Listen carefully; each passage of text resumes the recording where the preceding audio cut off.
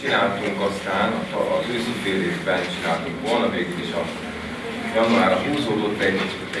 kamarakiáltás Sárvári Katalin atya imahájáról, amiben azt néztük meg, hogy az hogy is elértelmezni, hogy mit jelent a 70-esek második felében készített egy darab ruha, és függesztettünk, az mi minden kapcsolata van, kapcsolódása van mondjuk a közeghez, a társadalomhoz, a kultúrához, a vágyokhoz. És ebbe a történetbe tartozik az a kiáltás is, amit most a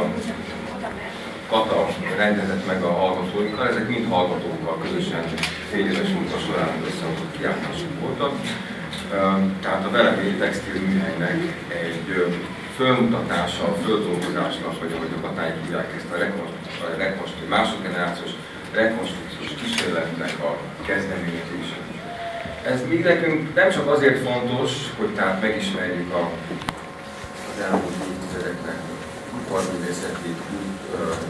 dizájnját, azt a kultúrát, amelyben mindez beleilleszkedik, hanem azért is, mert azt gondoljuk, hogy azok a módok, hogy ezek korábban be voltak mutatva, vagy nem vannak sokszor mutatva, ezek talán azt a fajta invenciót, ami az elmúlt évtizedekben a képzőművészet összefüggésében már megjelent Magyarországon is, ezek minthogyha azt hiányolnak is. Ami feltett szándékunk az, hogy a design elméletben, a design management szaknak egy ilyen összeérési folyamán létrehozott olyan specializációt, amit egy kritikai design kurátori specializáció lesz, nem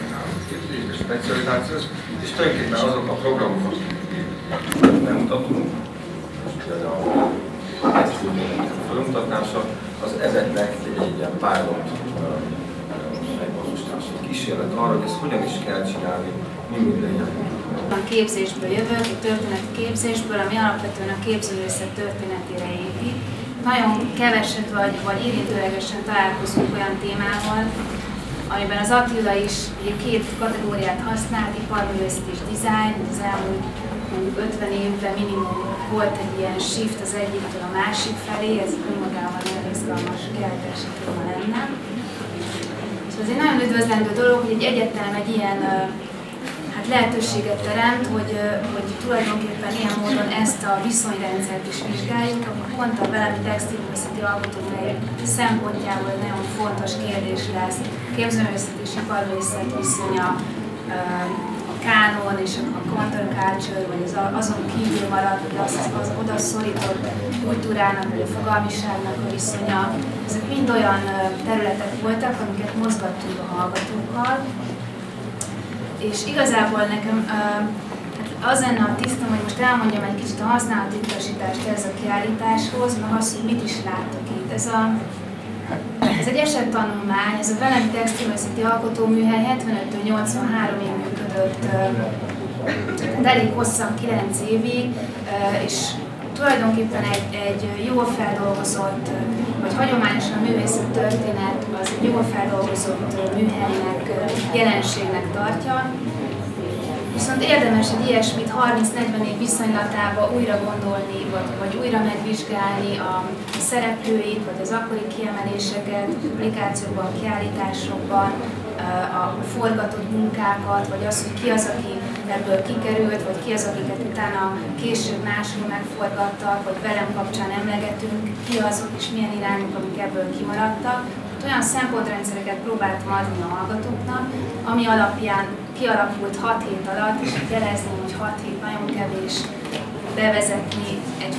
egy fogalmiságot, egy kiállítási retorikát, megközelítési módot, megmutatni azt, hogy miről beszéljünk, majd felgöngyölíteni ezt, ami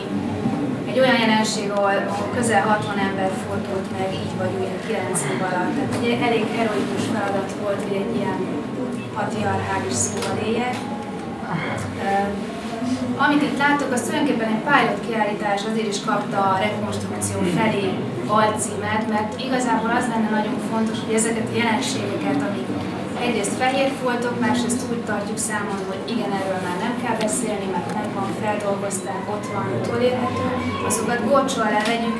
és elinduljon egy beszédmód, nem csak egyetemi keretek között, nem csak ilyen kis kiállítás keretei között, hanem vissza legyenek forgatva ezek a jelenségek egy ilyen kritikai vizsgálat szempontjából. Maga a kiállítás az úgy épült fel, hogy az első részben tulajdonképpen egy összeszedett, vagy a lehetőségekhez mérten leginkább összeszedett, válogatott archívumot láttok, ami feldolgozza nem csak a 75-től 83-ig tartó szakaszt, amíg az alkotótelep működött, hanem egy kicsit előtte is, mi volt ez a 60-as évek elején, ami elindította ezt a fajta gondolkodást, ami az új textilesség, a kísérleti művészet, a gondolattextil, a tértextil, egy sor olyan új fogalmat vezetett be a szótárba, amihez aztán biennálékat, kiállításokat, kiadványokat és ezt az alkotóműhelyet is sorolták. A vége pedig 88-90-es évek közepe, amikor megtörtént szintén egy kanonizáló, lezáró, nagy kiadvány, nagy kiállítás. És ugye mi történhet utána, hogy hogyan nézzünk erre a fogalomra. Amit pedig itt bent látok, az tulajdonképpen több szempontból izgalmas, vagy több izgalmas kérdést tett fel. Tulajdonképpen párokat alakítottunk ki, egy szülő és gyermekpáros, lehet így is értelmezni a másodgenerációsságot, nem csak a mi másodgenerációsságunkat, a szüleink korosztályának a fizikai olvasatára, hanem valós másodgenerációs együttállások vannak. Egyrészt Szener Zsuzsa és Erdély Dániel, másrészt pedig Gecsár Lóza és Steiner Villő lett megszólítva, hogy ezt a velemiséget, ha van ilyen fogalom egyáltalán, vagy van ilyen jelenség, azt valamilyen módon definiálja. És hát egyrészt az lett kiválogatva, összeszedve, kimondottan dokumentumok alapján, ugye az is, amennyire itt látjátok, ez inkább egy metakiállítás, tehát azt a kérdést is felveti, hogy hol vannak műtárgyak, hol van több műtárgy, hol vannak textilek, hogy 30-40 év után megvannak ezek a textilek, múzeumi gyűjteményekbe vagy magángyűjteményekbe kerültek, ennyire fontos kiemelt alkotóműhely, amit ennyire jól pozícionáltak, azután a 40 év után miért tud ennyire kevés anyagot felmutatni, hogy mi történt például a restaurálással, vagy hova száműzték, vagy lehet milyen erőszóval élnem ezt az egész jelenséget, hogy nem tudunk például egyértelműen textileket bemutatni, vagy miért választottuk azt, hogy nem mutatjuk be textileket. Tehát itt sor érdekes kérdés van, amit felvet a kiállítás, nem utolsó sorban azt is, hogy mondjuk milyen viszonya volt a gyerekek generációjának, a szüleik generációjához, ahhoz, amiben beleszülettek, amit adott esetben megörököltek, vagy sem, hogyan viszonyultak ezekhez a tárgyakhoz. Itt számos személyes reflexiót is láttok majd, amiből kiderülhet, hogy valóban mi a nexus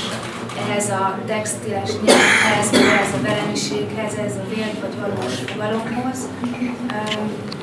Úgyhogy arra kérlek titeket, hogy ilyen szemmel nézzétek ezt a kiállítást. Én szeretném megköszönni egyrészt a hallgatóknak ezt a főleg az utolsó megfeszített munkát, másrészt pedig a kiállítóinknak, Erdély Daninak, Steiner Villőnek, Hamari Csoltnak, Szirtes Andrásnak, illetve Halas Istvánnak és Rigó Máriának, akinek a segítségével egy elég nagy kuriózumot, egy filmet, egy portréfilmet is láthatok majd, amit Dani készített az édesanyjáról. Köszönjük szépen, hogy eljöttetek, a kiállítás május 2-áig áll fenn, és április 28-án lesz egy ilyen hallgatói reflexió, egy előadás sorozat, hogyha van, akinek van még kedve eljönni, kérdezni, vagy részt venni ebben a munkában, vagy meghallgatni a hallgatókat, akkor ezt este 6-tól teheti meg, most pedig a fal másik oldalán lesz némi fogadás, utána pedig vissza lehet jönni bogarászni a kiállításba. Köszönjük szépen!